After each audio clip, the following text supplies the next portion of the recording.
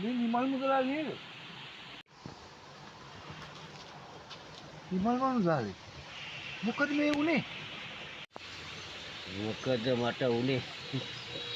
මට තිබිච්ච හැම දෙයක්ම නැති වුණා මහත්තයෝ. ඒ කිව්වේ මොනවද කියන්නේ මහත්තයෝ? මගේ තිබිච්ච සියලුම සේසත ඉවරයි.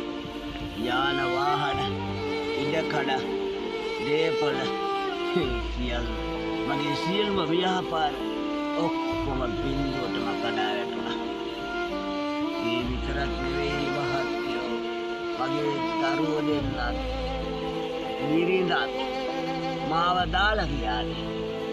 නැති වෙනකොට හැම දෙයක්ම ඉතුරු වුණේ මට මෙන්න මේ සරන් මාල්ල විතරයි.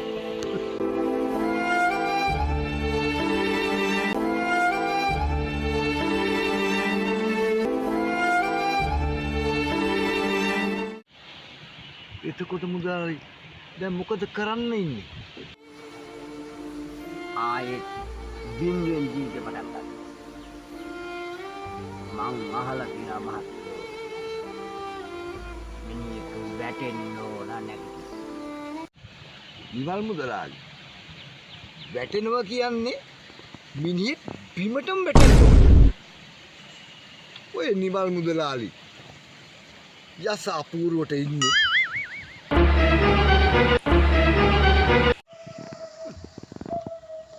නිමල් මුදලාලි කොහෙද මේ දුවන්නේ?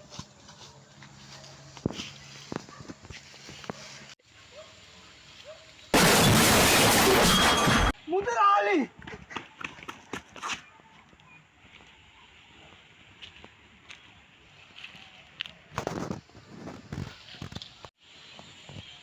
මොකද්ද මුදලාලි මේ කරගත්තේ? මහත්තයෝ මන් දැන් බිමටම වැටුණානේ. මට දැන් පුළුවන් දැන් ජීවිතේ බින්දුවෙන් පටන් ගන්න.